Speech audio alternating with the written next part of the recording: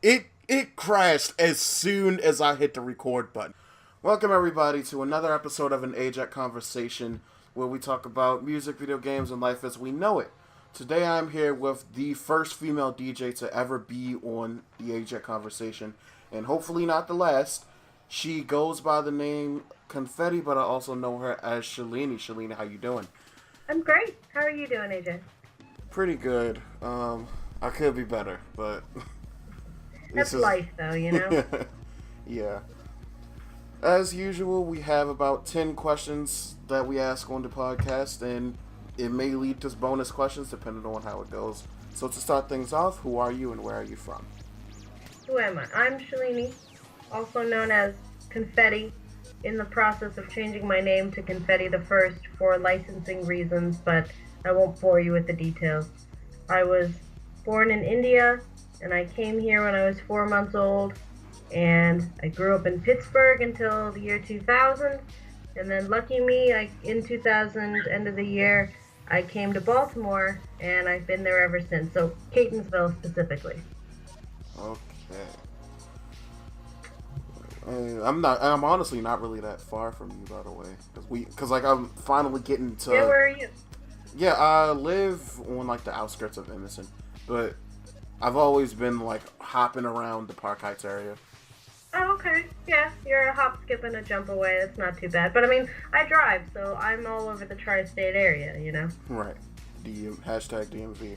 But exactly. I know that you're not a producer, that you're trying to produce, but when it comes to it, like what genres or genre would you prefer to produce? You know, that's a little tough if it comes to production. Right now, I'm starting with house music just because it's very, I feel like it's a good place to learn because you can just kind of layer and you can make something beautiful. When you get into genres like electro, it becomes a little more nitpicky. But that's the same with DJing, too. Eventually, I would like to be able to produce trance, electro, and house music. But at the same time, I want to be competent enough that if I wake up one day and I'm like, hey, I want to produce a track that's all trap, I want to be able to do that. But because the genres that I like to play are house, electro, and trance, I feel that that's probably what I will want to produce as well. Yeah, and like plus you and Rick Next Door are pretty much besties. In my opinion, like from the way I see it, like you're pretty much best friends. So yeah, he's my bestie though. to have him on your side is like to me is like an honor. Oh yeah, he is wonderful to work with. Like he's an awesome friend. I mean, he already knows that. He and I have had that conversation. I learn a lot from him, and I trust him enough that I can bounce ideas off of him, and he will be honest with me without sugarcoating anything, but I know it comes from a place of concern and love, so I can be receptive to it. You know what I mean? He's not going to be an asshole just to be an asshole. Right. He'll do it because he has my best interest at heart. Yeah, it's always good to have people that are like willing to give you constructive criticism out of making you feel better, like out of making you get better, not to just to trash you or like shit on your music. Yeah, that goes both ways too. Like every once in a while, he'll send me something and be like, "Hey, was I being a dick?" And I was like, "Yeah, but it's okay." So it's a symbiotic kind of two-way conversation where we can both be honest with each other, but since we're such good friends, you know, nobody's feelings are hurt. No one's being crushed. We're just looking out for each other. Exactly. Like that's the relationship that I kind of have with my mentor. But even though, like back when I was a lot younger and naive, when I first started producing, I was very like defensive, and I'd always like attack him, like, "Oh, you like my music ain't trash. You're just overreacting." But like, like then I listened to him, and I listened to his music, and then eventually, like I said to myself, like, "Yo, you need him. You really like if you really want to get better, you need him." So like we've been best friends ever since.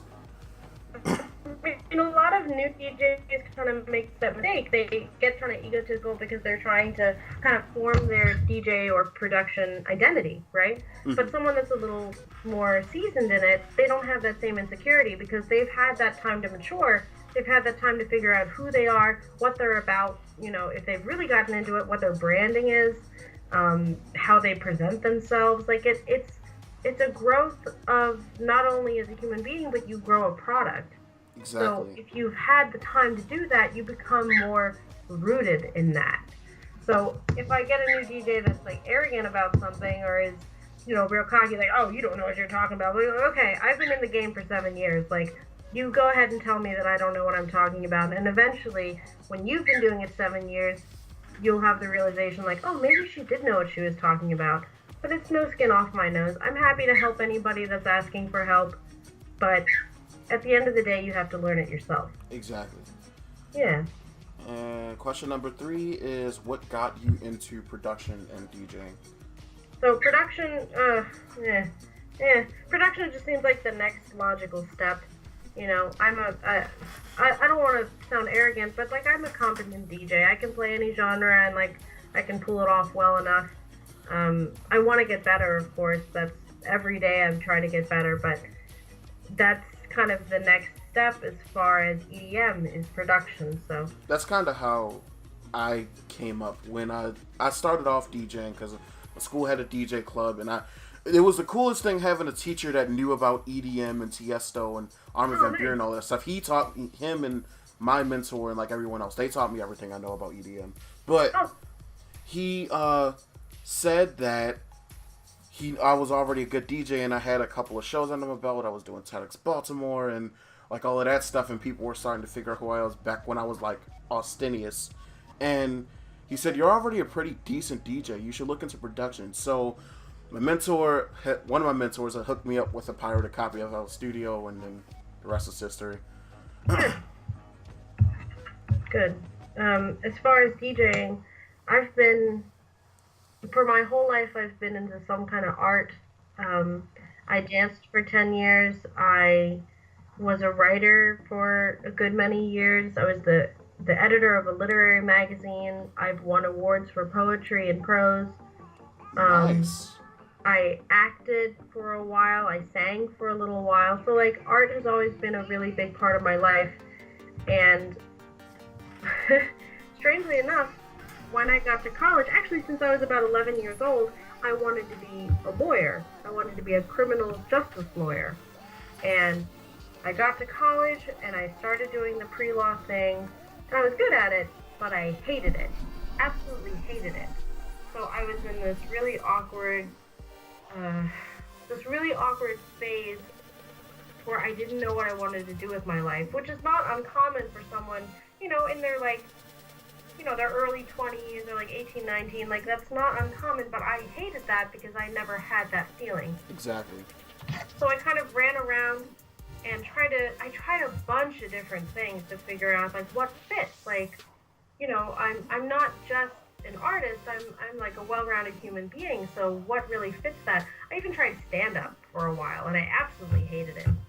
And actually, I remember the night I decided to become a DJ. I had been seeing this girl, and she really let me down. And that was like we broke up, and I went to an event at the Black Hole. If you've ever heard of Black Hole in Dundalk. And we went, we had a good time, and I was driving back, and my best friend was in the driver's seat, and I was in the passenger seat, and I was just kind of telling her, I'm like, I'm so frustrated, I don't know what I want to do with my life, and I'm really struggling. And she just turned to me and matter-of-factly said, why don't you try DJing? You love music more than anyone I've ever known. You should just try it. So I was like, oh, okay, that sounds like a good idea. So I found someone to mentor with, and from the moment I laid my hands on a pair of decks, I was like, this is it. This is what I'm supposed to do. I really hope that you're still talking to that friend, because that is a loyal ass friend to give you that recommendation. She pretty much was your drive. But She's like, my very best friend in the world. She's my ride or die. Like that's I talk to her every day, and she's been my best friend since I was like 19 years old. right. Yeah, she's a massive influence in my life. I'm not gonna go into like a lot of detail about it, but she's like the single most influential woman in my entire life, pretty close to my mom. You know what I mean? Like Right. it's up there. But yeah, so she just gave me that suggestion, and I took it and I ran with it. and I've loved it, and I have no regrets, and this is it. Like, this is what I'm supposed to do. Right. Also, kind of a bonus question going back to Rick. How did you and Rick meet? Ah, have you heard the name Black Lotus, the DJ? Black Lotus? Emily Lopez? I have heard of Flying Lotus, but not Black Ah, Lotus. okay. So another girl in the local scene. Her name is Black Lotus. She does breaks, a little bit of house, but mostly she does drum and bass.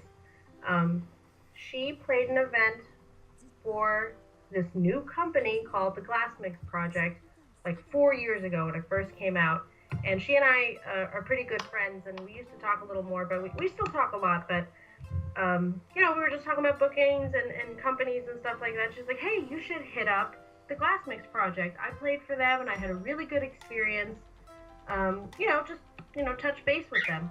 So I touched base with them, and I got a really amazing impression. Like, this was someone that was very professional, but very personable and approachable at the same time. I just got a really, like, it was warm but professional, and this guy knew his shit. It was awesome. So Right. he had me on for a show. I met him. I had a great time at that show. That company treated me really, really well, and it turned out to be Rick next door. So from then on, he kept booking me, and he and I kept talking because we kind of had similar approaches to DJing, kind of in a philosophical kind of way. And our friendship really just grew. And at this point, I guess I'm second in command at Glass Mix, whatever that means. But yeah, we've really become really, really good friends. He's one of my best friends as well. I can imagine. And on to question number 5. I went away from the screen. Who and what inspires you to DJ and produce? We kind of get a little taste of that, but is there any more? That's a bit of a tough one. I could have answered that question a little better when I started, I think. I was really big into the electro scene. I love the whole festival vibe. I love the whole rave culture, plur in general. I thought was just a beautiful philosophy for life. And I wanted to contribute to that as much as I could. So Right. a big drive back then when I first started of the inspiration to DJ is I'm having a great time in this community. I want to give back to this community as much as I can. Today, it's similar, but it's not as locally based.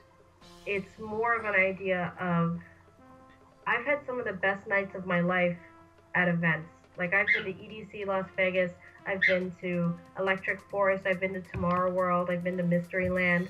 Jealous. And I went to the old Starscapes. Like, I've been to so many incredible events that have absolutely shaped who I am as a person now.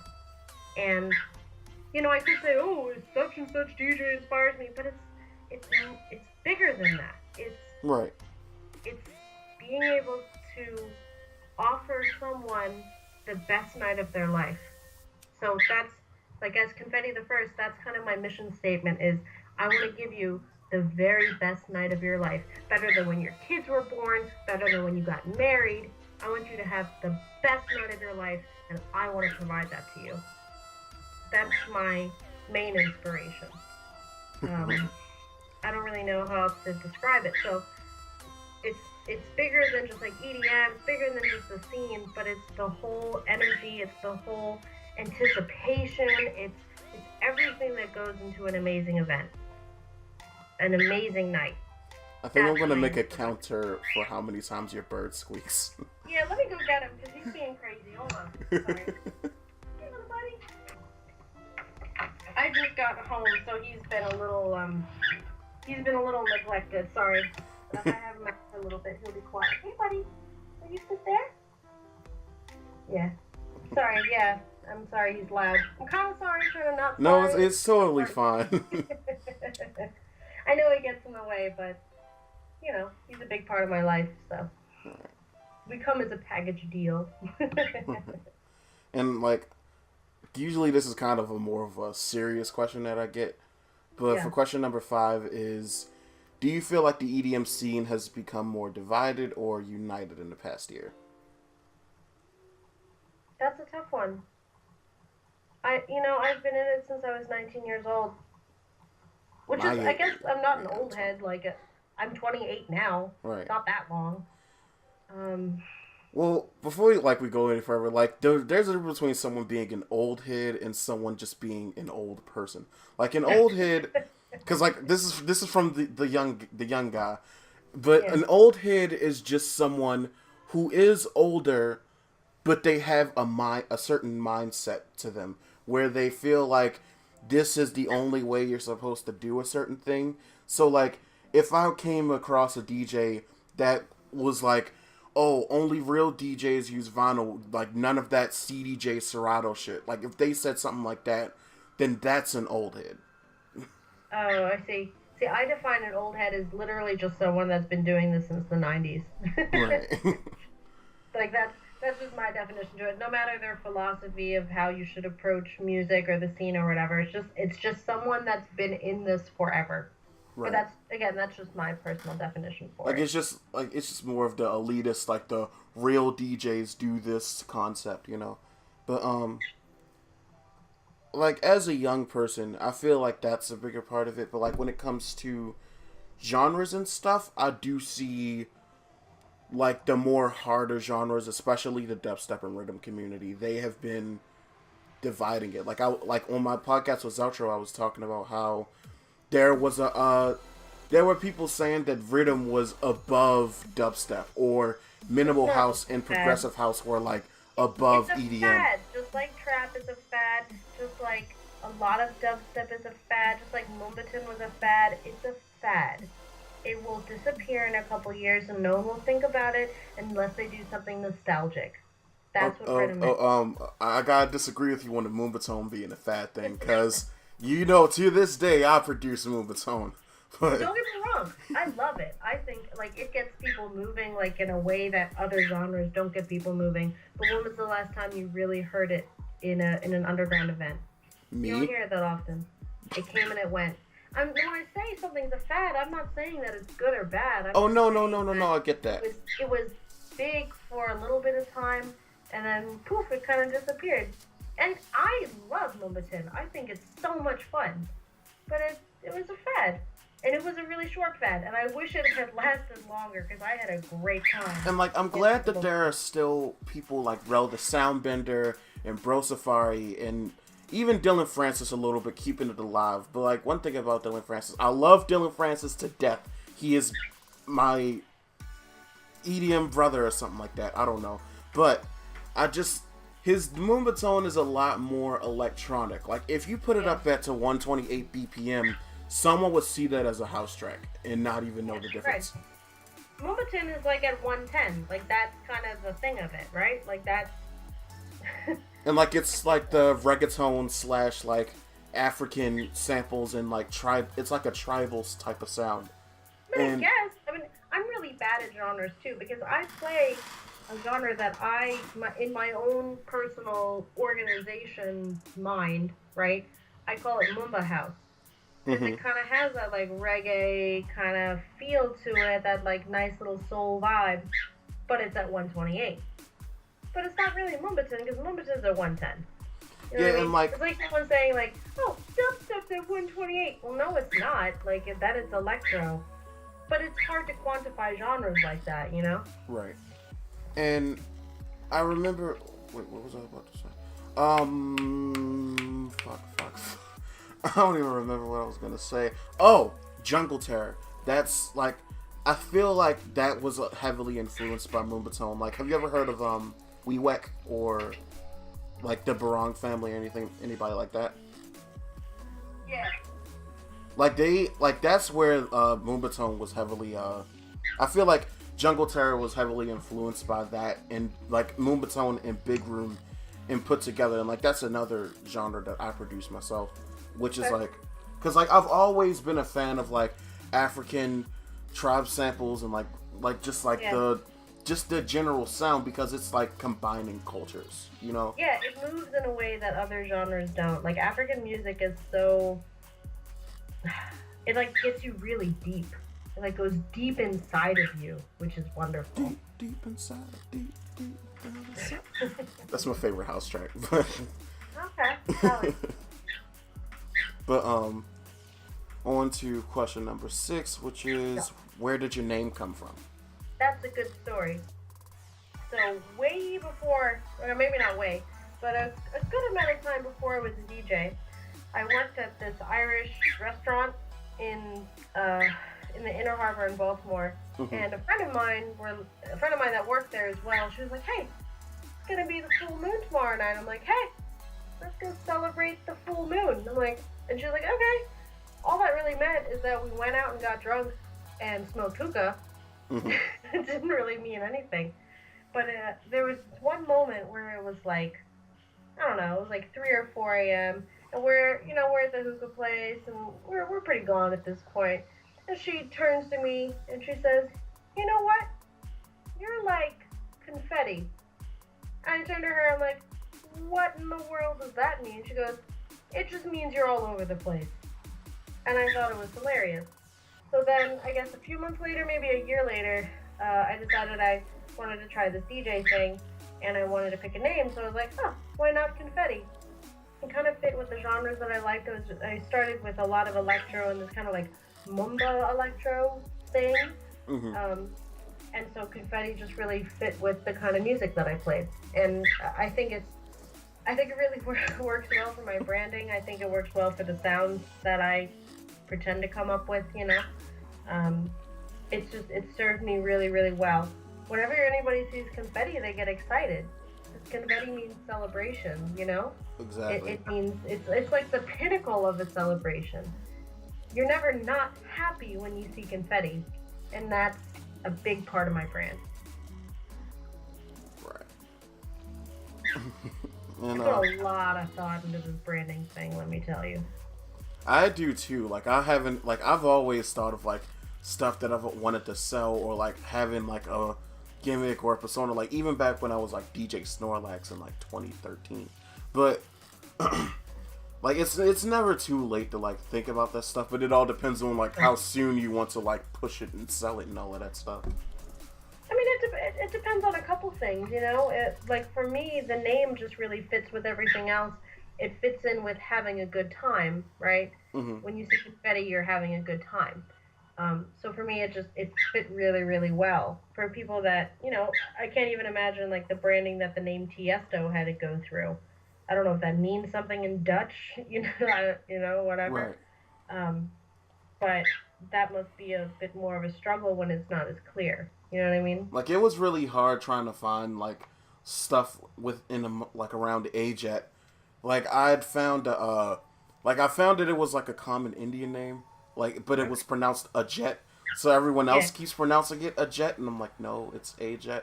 And then I found like I think it's like a spray or something like that, for, like called Ajett, and I'm like, Oh, I thought it was called Ajax with an X or two X's. no, like there's I think this is another thing in like India or like the UK called a jet. And like I think it's like some spray or like some paint plaster or something like that. Oh, it's funny because I was thinking of Ajax, which I'm pretty sure is like a citrus-based all-purpose cleaner. A lot of people used to call me Ajax too, like when they didn't see back when I didn't have the Ajat hat, and like they couldn't hear me say like, is it Ajax or A Jeff or A Jad? Like no. Jeff. That's good. Jeff. Just add a couple lines to your name and then you're Jeff. I actually had a like back when I was Christian and we went to church. Like the church had always written me and my brother's name as Austin and Justin Jeff. And then like a week after I got my first job and they sent my bank card in, they wrote it as Jeff for some reason. Oh, no. Even though they had access to my social security number, my ID, they somehow got Jeff out of that. I don't know how, but they did. That's funny. I used to work for a network of credit unions, and like it's shocking how many times we had the right ID on file, but we just completely butchered that name. Oh, hopefully those days are long gone. Hopefully. Yeah. Question number 7 is: do you have any bigger goals in regards to how far you want to go with music? Yeah. I'm not trying to stay local. Like I love the local scene. I love the friendships I've made here. I love the people that I've touched. Like I love that I was able to make an influence here, you know?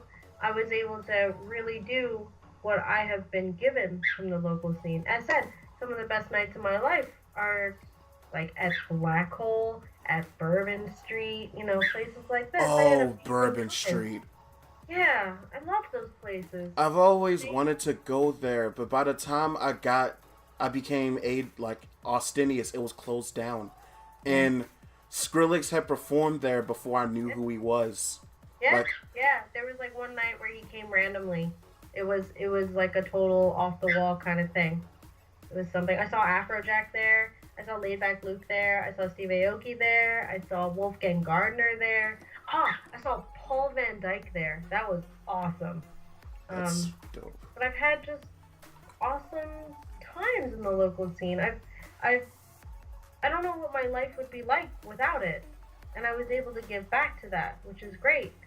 But this is not as far as I want to go. I want to be able to spread this feeling to the whole world, you know. Right. So I have some stuff in the works. I can't really talk about it right now. Um, it's a little under lock and key as far as contracts and stuff, but I think I'll be able to do it. I think I'll be able to go throughout the whole world and give people hopefully one of the best nights of their life. I feel that way too, and like that's why I look up to you as my superior. But like the idea of like just wanting to go big, because like from the jump off, I became a DJ not just for me, but for the fact that like I wanted to prove that I could go somewhere, and like I wanted to like share my experiences, because like back before I knew that EDM DJing was a thing, I had always like tried to like had my friends, hey, listen to this music, send them links and all of that stuff.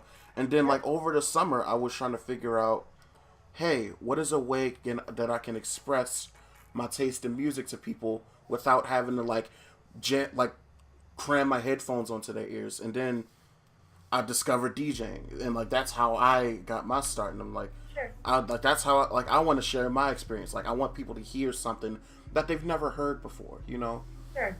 Right. And I see it as like it's an educate and entertain. Like you give people what they want, but also what they need. They right, don't always get what they want, but they will always get what they need. That's kind of how I see it. But at the same time, they will not be receptive to it unless they trust you. So a right, lot of building a set is building that trust with your audience. There's a moment, like if I have a really killer set, I know the moment that I have them. And then from there, I can build and play whatever they need to hear, and they will trust me and they will be receptive to it.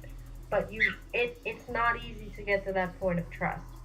yeah, I Um, love that feeling. Like cause I've yeah. only DJed only so many shows, but Mhm. to see like when especially when I played Get Hard, and I saw the how big the crowd got after the like because the room was completely empty when Cyril had came on, because me and Cyril were playing at the same time, and it slowly started to build up, and then I had screamed at the crowd, and the crowd screamed back, and I was like in shock.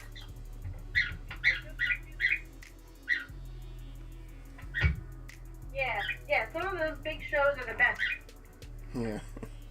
Yeah. But speaking That's of it. which, Like it's the whole scene is bigger than just the local scene, and the local scene is beautiful, and like it's amazing what we've done it from it, and and like I get never forgetting where you came from, but there sure, are also some people that like have been stuck in this, like, well, not, I wouldn't say stuck, like they just prefer to be locals, but yeah, like I've been talked down just for saying that I wanted to be bigger than I am now. And like I get that I'm too a little early, and I have perspective in the idea that, hey, maybe I won't make it, maybe I will, but like at the same time I'm not going to give up, and I'm not going to do that just sitting around waiting for a miracle to happen. I got to make stuff happen. sure. I mean, I guess I don't really want to. I don't really want to say it's like paying your dues, because I don't think you owe anything to anyone in this life. You really, really don't. But there is something to be said about learning the lessons that you need to learn from the local scene. Like, without the local scene, I wouldn't be a DJ, right? Like, I couldn't just start playing the biggest festivals in the world if I hadn't Like you can't just had be that base. Skrillex overnight. No, you can't. It just doesn't happen. Like Skrillex had to play some shitty little bars for a while. Like Afrojack played shitty little bars for a while and had completely empty nights.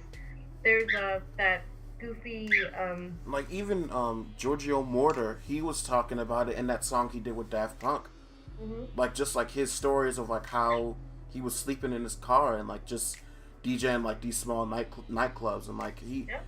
it's so inspirational. And like I just feel like not to mention the Skrillex, he had to do it twice because he had to do it as a band and he had to do it as a Yeah. DJ. Yeah. Yeah. That's the thing. Like again, I don't want to call it paying your dues, but you have to learn your lessons. Right. You know, Like you like have to I'm go through strifes to like yeah. jump the leap Life, of fire. yeah, like life only hands you what you're prepared for, right? If you're not prepared for it, then life's not going to give it to you. Right. That's just how it is. You're never like if you're going through struggle, you will never go through more than what you can handle. And that goes for success as well. You never go through more than what you're capable of handling. So what your job is to do as an artist, as an accountant, as a lawyer, as a trash man, you create yourself, you build yourself to be the best you can for any given situation. That's what it is. So as far as DJing, I'm not bigger because I'm not ready for it. Right. You know what I mean? Like when I'm ready for it, the opportunity will present itself. Exactly. But till then, it takes time. Right. And question number 8 is the current highlight of your career. Current highlight of my career. Huh. I feel silly. I didn't get a chance to really think about this. Every gig I do is like a big deal. You know what I mean? Yeah. Even if I play and there are like 3 people there, I love it. So I guess I don't try to pick and choose which are my favorite moments. Mm-hmm. I guess if I had to pick a highlight, it was like 4 years ago. Mm-hmm. I was not a very good DJ. I played at a gross warehouse in Baltimore. It was 2 a.m. I had been there since 7 p.m. to see a friend play. I was exhausted and I was nervous. But at that point, I had already played hundreds of gigs. And I was like, why am I nervous? And it dawned on me, you're going to have a really good set. That's why you're nervous. And I played it, and it felt different than my other gigs. I was more confident somehow. The set flowed better. Like the energy progression was exactly what I wanted it to be. And the most important part is every single person in the audience, I had them. You know that feeling we talked about earlier when you have your audience? Yeah. I had them from start to finish. I didn't have to build it. I just had them. And I don't know how that happened. It wasn't anything really impressive as far as the booking itself or the place I played or who I played for. It was But just that like a was- you thing. It was just like it was one of these pinnacle moments in my career where I was like, this is what you can do. You can do this all the time. This is how you do it. So it was a highlight because it was a shift. It was a shift from okay, you're like a novice DJ and you're kind of figuring it out to this is how you do it. This is what you've been building to. Do it every time you play. And I've gotten that feeling again a couple times, but not every time. It depends a lot of what's going on in my head, kind of where I am emotionally or what's going on in my life. But for some reason, that worked out really, really well. So I'd have to say that was so far one of the highlights of my career. The other one, I guess, honestly, is my radio show that I have now. It's kind of an awesome opportunity. I am a stage manager for a company called More Bass Radio, which is, I mean, it's on the cusp of blowing up. It's really, really cool. I play a 2-hour set every week, which is wonderful discipline, and then I release it on my podcast. And the nice thing about it is that gives me an opportunity to stray away from just this local scene, right? Like, I love the local scene, but there isn't always a place for house music, for electro, for trance. But because of the radio show, I have found an audience for any genre I want to play, even ones that are not popular where I am currently. You know what Right. I mean? Yeah, like I totally get that. That's also like I'm glad that you're getting bigger and like you're having those opportunities, especially more because when I had heard your mix, I was like impressed because that was the first time I had like heard you DJ. Because I remember I kinda met you at Heartbeats. Like I was like on my way out, and you were playing for like a split second, but I didn't want to disturb you because you were killing it. But but like the more that I got to know you, like it just felt like good knowing like how not how big you are, but like how big your heart is and like how big you have like grown as like a person. Like it's even hearing this podcast, like hearing your stories and like how motivational you are. Like this is why you're my superior. What's that? I don't know about superior. But That's quite a big word. like I mean, because like even, like I'm gonna be honest, like because I message Shalita on Facebook from time to time, and that's what I have her as the nickname is my superior. That's funny. That's funny. I never thought I'd be anyone's superior. I had no interest in that, but you know what? If it benefits you, I'm happy to play that role in your life. Like I just look up to you that bit, like that much. Thank you. Well, I'll continue to try to be a good role model for you. You know, that's a big thing. Like as said, I'm not as by my definition, I'm not an old head, but I've been doing this for a while now, and I've learned a lot, and I've made some mistakes, and I've had some beautiful successes, both on purpose and by accident. And if that's something that someone else can learn from, then I'm happy to provide that. Pretty much anytime anybody will message me asking for help or Criticism. advice or something like that, I'm happy to provide it because I wouldn't be anything without the guidance of other people. You know, I've Right. gotten a lot of help along the way. I've had DJs mentor me. I've had people loan me gear. Like, I, I've had a tremendous amount of help from a lot of people, and it's important to give that back.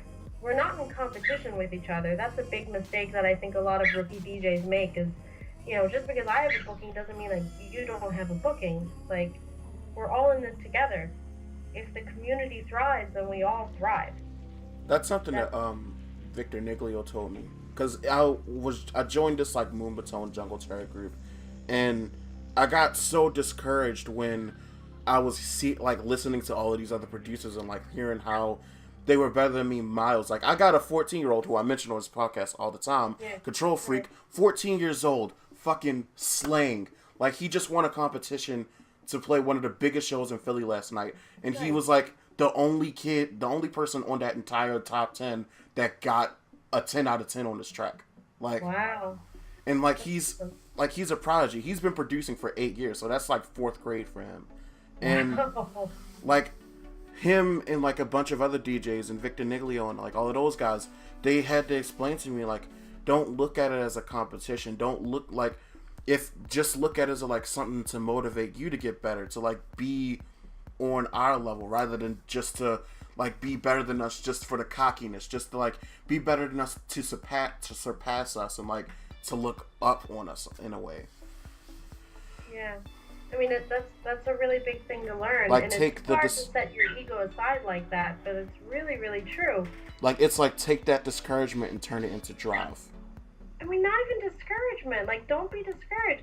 Just because I'm doing well doesn't mean that you can't do well, and vice versa. You know what I mean? Like, there is not a limit on success. There isn't just like this little bucket that can only fit so much, and only so many people can dip into the bucket. Like, no, that's stupid. We can all be successful. Right. And the best way to do that is, like, surround yourself with successful energy.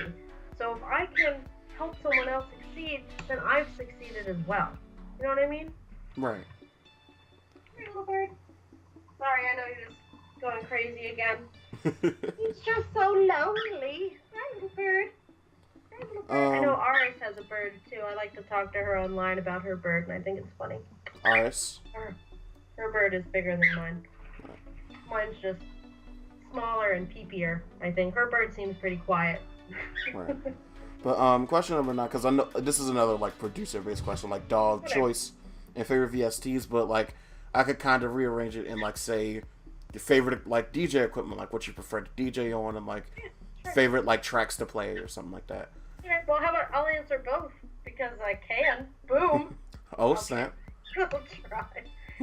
I mean, I guess DAW of choice. I have Ableton, so that's what I use. And I use Ableton because everybody's told me to use Ableton. Can I please meet a FL user? Oh my god. I mean, I used to have FL9, I think, and I did like it, but it did feel a little limiting. So the nice thing about Ableton is it seems like I can do more with it. Yeah. As far as VSTs, I'm not even that far yet. Like, I'm just like, okay, this is where the kick goes. Like you're in the basics of the There basics. goes.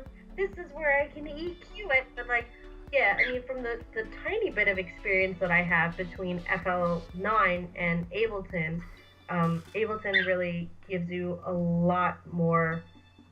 Creative control. Yeah, like you can manipulate it more. You can really create it to what you want it to be. Like I eventually do want to learn Ableton, but it's just a matter of this computer is not gonna survive Yeah. Ableton, and Yeah. like it can barely survive Serum for your other producers, because that's Yeah. Serum is like the all-time favorite on this on this podcast and like pretty Yeah. much everywhere. I But hear that a lot. Everyone's like, buy Serum. I'm like, I don't know where the button is to change the screen. So like, I'm not ready for Serum. right. But now we can get into the DJ question, like your preferred. I believe that's Pioneer CDJs, but and then your favorite tracks. Okay. Just to preface it, I can play on anything. When Right. I've had a good handful of mentors, but I've had one very main mentor, and his philosophy was learn everything so that you can walk into any club and you will be ready to play. So I started on a controller, a little Hercules remix controller that was hooked up to Virtual DJ. I still have that controller because it was my first piece, and it's actually a decent backup. I then moved to CDJs with Serato, and it was I think CDJs 800s or 850s with a Rain 57 and Serato Scratch Live. I still have Serato Scratch Live. I just don't use it very much. I then linked up with a different mentor, and she said, yeah, you got to get off the laptop, learn CDJs. And I learned on a pair of Denons. I don't remember which Denons, but they were the ones. Were that had those the Ruby ones that you were selling a while back? No, those were my Stantons. Those were no, these Denons did not belong to me. These belonged to my mentor. But she had a pair of Denons, and they had the vinyl top, and it like really forced me to learn how to beat match because I did not know how to beat match. And she's like, you just have to learn. You just have to, because you just have to learn. You Like there's cannot no bring dodging your it. laptop wherever you go. But I played on CDs, so it was really hard. But I'm glad I did it. Wait. And I still play on vinyl. I don't have Technics at home, so it's a little difficult. I don't have a lot of availability to them, but I can play vinyl if I really have to. I just prefer not to. I'm the same way. Like back when I was about to do the show for the Jake person, I had like someone was trying to. I think it was Gavin. He was gonna bring his NS7. I'm like, I don't know how I feel about this. This is vinyl. I don't think I'm ready for vinyl yet. And like he said, he gave me a practice session, but like I have to talk to you about that later, like after the podcast. That's kind of the thing. Like, and that philosophy that my mentor carried, I carry the same one. Learn everything, have your preferences, but be able to walk into any club, any bar, any house party, any warehouse, walk into anything. Ready to play. Any gig I go to, I have a book of CDs in the car, and I have 5 USBs on me. Nothing will keep me from playing my set.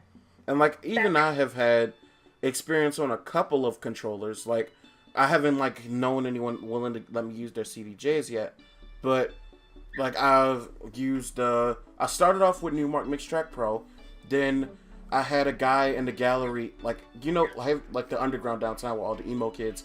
DJ Vamp, he always was there, and he would let me use his Hercules, and we would have battles. And then I met DJ Owen Nilsson, and he had let me use his NS6, and he was going to let me use his XDJ 1000s, but like one of them broke, and then I met DJ Ed B, and he let me practice on his Pioneer DDJ S1.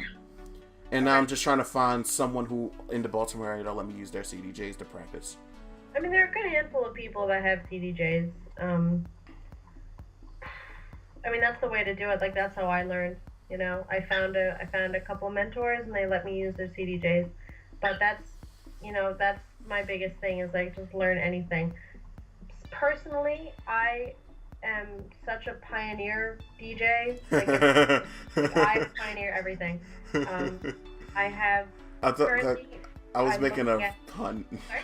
I was making a pun because, like, pioneer because you've been in the game for a long time, and then pioneer because... I said I'm not an old head by my definition, but someday I will be.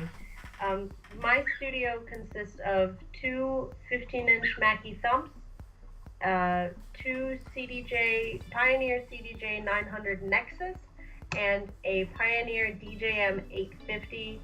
And then I just got new Pioneer headphones. I have what are they? 3,000? 2,000 Mark IIs. Mm-hmm. A lot of that stuff that I named, I upgraded in the last year, so I'm very proud of my whole setup. And then, like you said, like some of the tracks that you are down, like some of your favorite tracks to play, since you don't really know VSTs well. My favorite tracks to play. I don't know about tracks, but I mean, recently I'm more and more into tech house. I think that's kind of the direction that Confetti is going to be going. Is, you know, I started my reputation as an electro DJ, and mm-hmm. I love electro. I think it moves people in a way that no other music does. But I'm moving in the direction of house music, specifically tech house. So Mark Knight, he plays a lot of amazing tracks. I really like Proc and Fitch. I like Pagan Dan. I like Alex Kenji. The new stuff by Green Velvet. Mm-hmm. A lot of that funky stuff that Claude Von Stroke does. I mean, his music's amazing. That's as far as like tech house, you know, minimal house, stuff like that. My favorite producer right now, which I think will be my favorite producer for a long time, is Eric Perdiz. I thought it was Prides. Prides? He's my favorite producer, and I don't even know how to say his name. How terrible is that? I think his music does what art is supposed to do, which is invoke emotion. I've listened to a handful of interviews that he's done, and he said when he was growing up, he listened to a lot of music with vocals. So what he tries to do with his music is make music without vocals that gives you the same feeling as if it had vocals. So if you listen to his music, you can kind of hear that, like, this song is singing to me. And I don't know the words, but I know how it makes me feel. You know what I mean? And if you get into producing, you can do that with modern talking. Haha. Exactly. But I think my favorite song by Eric has to be "Call on Me." That is like my good song. That's my walk-in song. Yeah, it's a good one.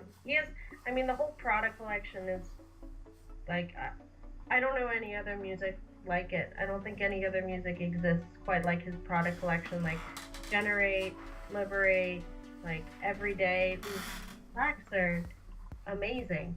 So as far as like big names, those are kind of my favorite tracks to play. I've got so many artists that I like, but those are probably my favorites.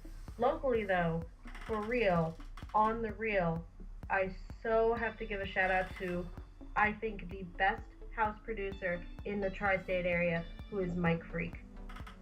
His music is incredible. Like, I'm blown away with every single track. It's funky, but it has a beautiful progression. He sent me a track. Actually, he sent me a track, and he's like, hey, you have the worldwide exclusive of this track. No one else except me, the producer, has this track, and you can play it. And it sounded like Eric Perdiz? I don't know how to say his name. Eric P. Let's just call him Eric P. Eric P. That's good. It was... I was blown away with how good this track was. Just, yeah, I used to make music like that. I'm like, why don't you always make music like this? This is perfect in every way. I played it on my last podcast. It's the second to last track, and it is stunning. So locally, pretty much anything he sends me, I will play. Um, there are a couple other producers, but I haven't really found, other than him, I haven't found a local producer that's as talented as him and that fits my sound as well as his tracks do. Pretty much, actually, I'll just say it. If you have good house, electro, or trance, and you're a producer and you need people around the world to hear it, feel free to send it to me. I am very picky, but if it's good, your track will be heard around the world, and I will give you credit for it. You hear that, Control Freak? It's, I mean, absolutely. Like, if it's good, and that's the thing, it needs to be good. I spend hours, days, weeks picking tracks. That's just what I do. Just to plug James, I'm gonna send you one of his tracks. Alright, and don't take it personal if I don't like it. Like, I'm just extremely picky. Plus, it has to fit into my sound. And I'm versatile to an extent. You know what I mean? But I have a particular sound that I kind of stick with. Right. So if it doesn't fit, doesn't mean that it's not good. It just means it doesn't fit for me. But it also means I don't think it's that good. Right. And that's okay. That's just my subjective, personal, opinion of one person, just me. Don't let that discourage you. But if it's good, people around the world will hear your track. And I can guarantee that because I have listeners in many countries. Okay, and the final question, we pretty much talked about this the entire thing, is any words to upcoming DJ producers who have their own doubts and struggles? Doubt is not real. You know what I mean? Doubt is something that people make up in their head. Doubt is that monster in your closet. It does not exist. It is not real. The only thing that makes it real is that you decide that it's real. That's not just for DJs and producers. That's for anyone in life that has any kind of self-doubt, self-consciousness, shame, anything like that. You made that up in your head. It's not real. What you can do to overcome that is be your truest self. I struggled with that a lot when I was an up-and-coming DJ. I mean, I'm still an up-and-coming DJ, but I'm a little more grounded, When I first started, I actually had an opportunity to play a radio show for a top 40 kind of podcast radio thing. And I had to really examine and be like, no, you don't want to do that. And it was really hard for me to say no. But you can't have doubt if you're being your truest self. Every time I play a set, I play music I love. And it doesn't always mean that I play what I want to play, because you kind of have to tailor a little to the audience. But every single track I play, I love that track. Those tracks are my babies. Right. So if you have doubt, get back to who you are. Get back to who you are as an artist. Like, forget about the rest of it. Forget what your friends are saying, or what that promoter is saying, or what your parents are saying. Who are you? What do you want to tell the world through your tracks, through your music? If you're struggling, a huge struggle that I've heard a lot of people, actually a lot of newer DJs, or actually a lot of old DJs, they've reached out to me and they've said, I can't get bookings, and I only have one booking this summer, and I'm really struggling, and I don't know what to do. Welcome to my world. I've been very blessed. I have as many bookings as I want. I've kind of slowed down a little bit because I'm concentrating on some stuff that I can't really get into, again, contractually. But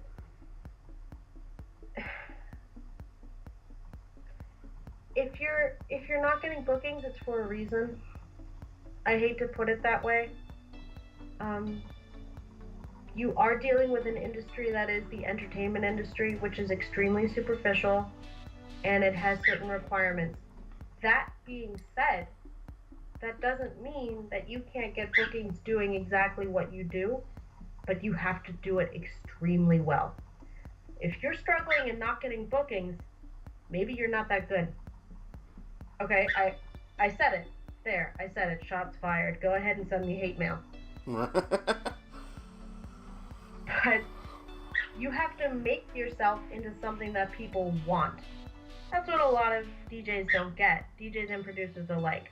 They're like, oh, well, if I just put out my music, people are gonna like it. Well, that's kind of egotistical. Like, as hard as it is to say, it is truly about the people that you know. Like, in all honesty, like, it's a lot. Like, it's 50% talent, 50% connections, and in the local scene, yeah, a local scene. Okay, and remember that, like, if you're struggling in the DMV, okay, reach out to some other community. Reach out to the EDM scene in Miami. Reach out to the EDM scene in New York. Reach out to the one in Ohio, or hell, even go to LA. The world is small, but the scene is pretty different when you start to travel a little bit. right. So, with me, I play electro and I love electro. There is not a lot of place for electro in the DMV. However, on my radio show, I was actually just telling the guy that runs the station. His name is Scott Allen, a very talented businessman and DJ. I was telling him, I'm like, I feel like I've found my community of people that like electro and like they like good electro. So It's kind of hard for me. I didn't mean to cut you off, but it's a lot harder for me because the way Smooth Panic had described my set, like the way that I play, they describe it as a quote unquote ultra set. Because and like, granted, ultra is like one of the biggest like shows that I've always wanted to play, and like it's really hard being a quote unquote mainstream DJ when you're surrounded by undergrounders and like the drum and bass and rhythm junkies, and like that's pretty much like how I'm surrounded. Like I sent some of my tracks to one promoter, and like I'm not mad at him in any way, shape, or form, but I just got a little sad because he said like we weren't looking for your sound, like we're looking for more like underground sound, and like I can't get discouraged. Like I just gotta go on to the next one. Exactly. Like don't get sad. It's a big thing that I've been an artist for I don't know how long, but I mentioned that I used to be an actress. Mm-hmm. That was a big thing I had to learn is you're not right for every role, right? I'm never going to play the lead role in Great Gatsby. You know why? Because I'm a woman, okay? I'm not going to play that. I'm never going to be James Bond because I'm a woman. Does that mean that I'm not good at being a female actress? No. It just means I'm not right for the role. The same thing applies to pretty much any gig. I've thrown events and I have a very particular progression throughout the evening, right? I'm not going to start with heavy dubstep. Right. So if I want a dubstep DJ, they're going to have like a closer to closing set, or they're going to be before the headliner or whatever. Right. It doesn't mean that because you play breaks that you're not good at it because they didn't book you. It's because it's just you like weren't you're just right not for them. You weren't right for the slot, And that's okay. But that means you have to find where you fit. Right. With my radio show, I've been given a beautiful gift where I can play whatever I want every week for 2 hours because it's my show. Right. I don't have that limitation. However, if you're being booked for a set, say at a local event, that promoter pretty much knows the progression that they want, right? Deep House is probably not going to be the headlining set. You know what I'm saying? For a multi-genre event. It's just not going to happen. So don't feel bad if you got an opening slot because you're a Deep House DJ. That's just where you fit. But if you want to be an opening DJ, you have a couple options. One, you can find a community where you would fit as a headlining Deep House DJ, right? There are those communities. You can find them. You just have to hunt for it. Two, you can decide, okay, I don't want to just play Deep House. I also like trap, so I'm going to learn how to play trap. And guess what? In this community, you might be able to be a headlining DJ playing trap music. Right. And like that's what I love about being a multi-genre DJ. but at the same time, I just can't stand playing one genre the entire night. Like I gotta switch it up, and like I've been doing that since like my second year of DJing, and like people like Skrillex have pretty much inspired me to do that. Where everyone always saw him as the dubstep king, but like I was the only person saying like he wasn't just dubstep. He was always he did a multi-genre. boiler room set. Yeah. He did a boiler room set for like an hour and a half, and that man played bass house and like Chicago house. It was a good set. Like he's not like the most talented DJ as far as mixing, but his set was really, really good as far as track selection and energy build. Even if he was a little sloppy, it's okay. Right. The set was awesome. And I think it was Josh or Static Sky for the local people. Like I think it was him that told me that it's okay to mess up because it shows that your set is real. Like you're not like just recording off of a like playing a one track off of one mix, like one fucking I don't know terminology, like but you get what I mean. Mix? Yeah, a pre-recorded mix.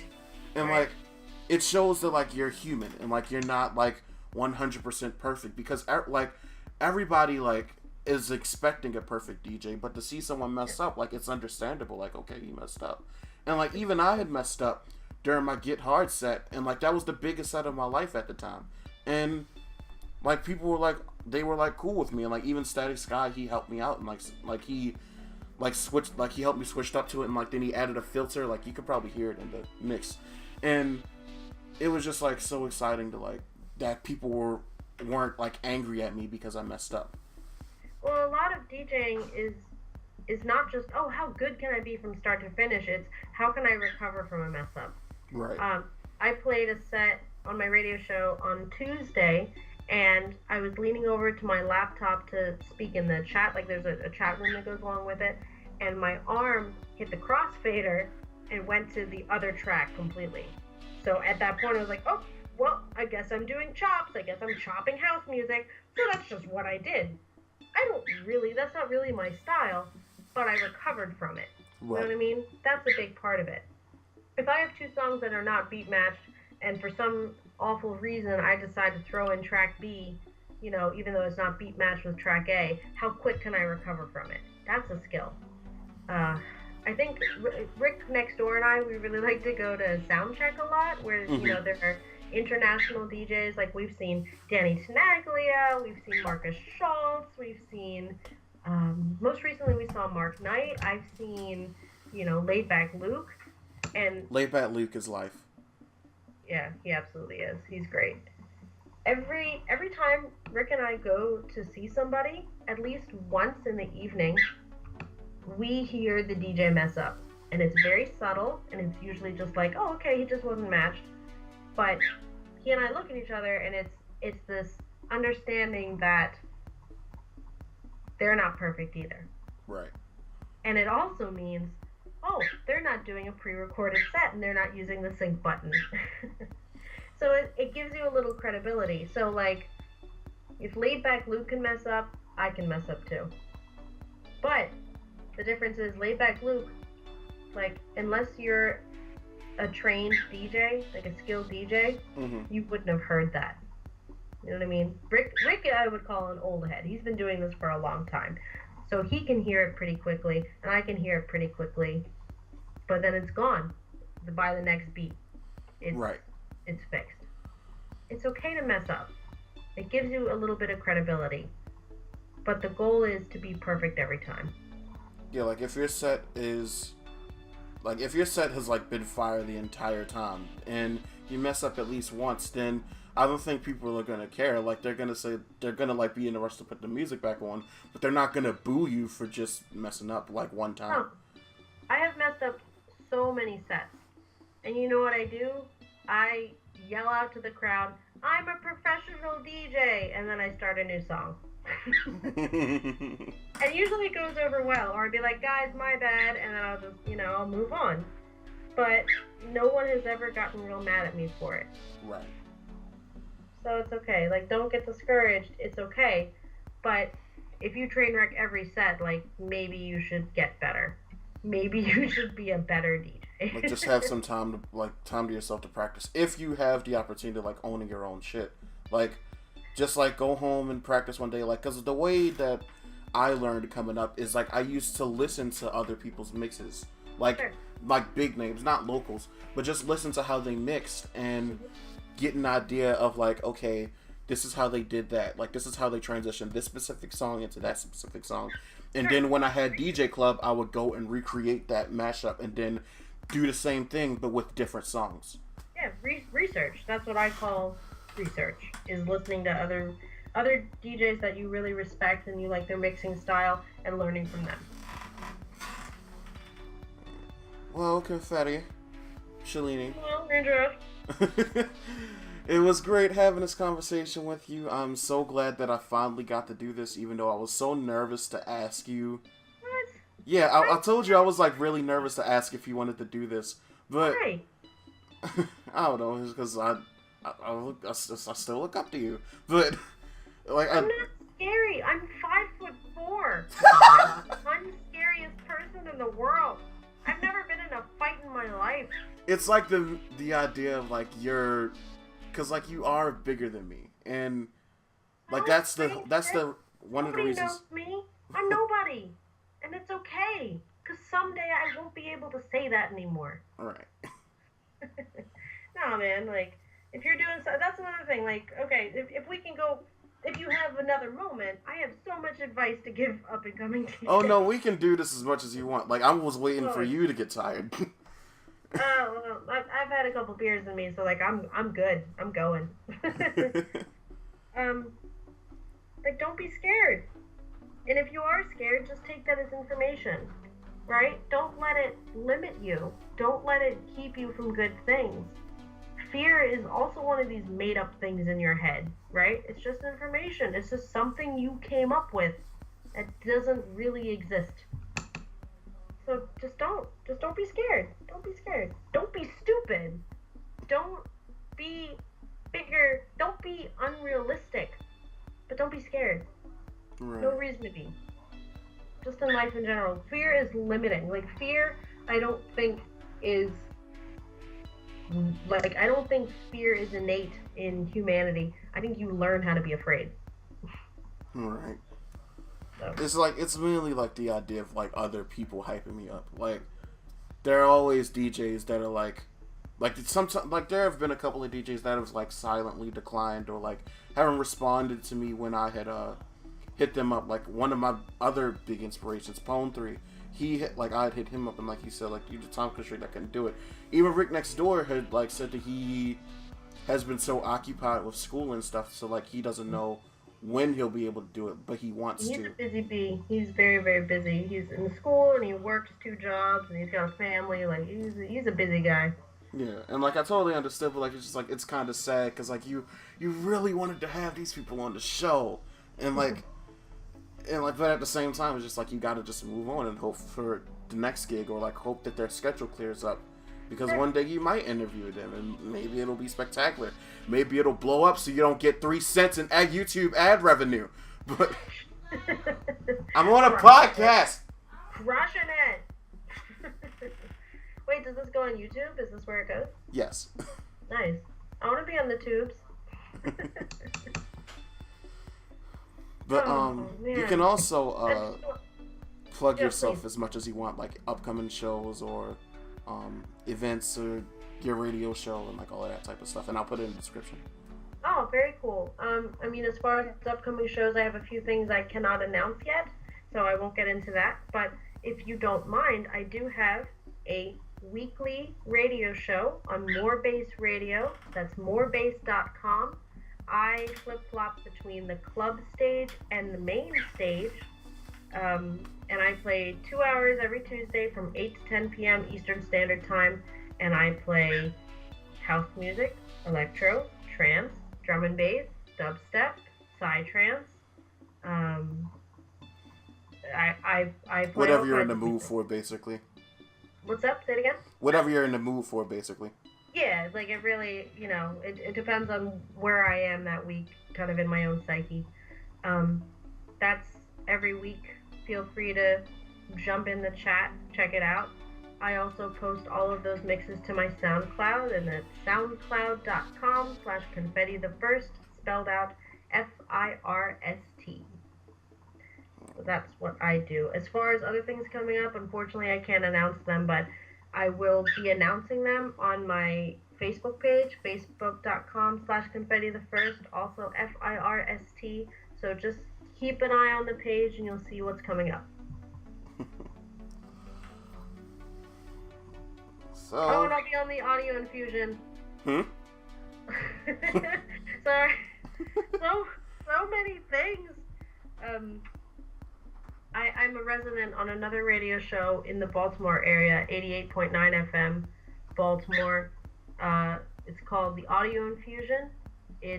I play like once a month or so, but if you follow the Confetti page, it will tell you when I'm on next. I think I'm on March sometime, and it's always like a late set, like either 2 to 3 a.m. or 3 to 4 a.m. But it's a lot of fun. Like it's just really good vibes, really soulful music, and then I just play whatever I'm in the mood for. And that is awesome, as usual. Well, Confetti, it was great having this conversation with you. Thanks for having me. I will be sure to upload this whenever I'm not being lazy, because I still got to upload TB's podcast. And I got to re-record Violent Music's podcast because the audio came back shitty. And so... thank you, everybody. If you liked the video, be sure to like, comment, and subscribe if you made it all the way to the end. Shout out to Confetti's bird for keeping the conversation live. You hear that bird? You hear that, sweetheart? You're famous. He doesn't know. He has no idea his presence on social media. It's hilarious. But, like, once again, YouTube's algorithm is screwing up once again. Thanks for joining in. This is Ajett and Confetti signing out. Peace.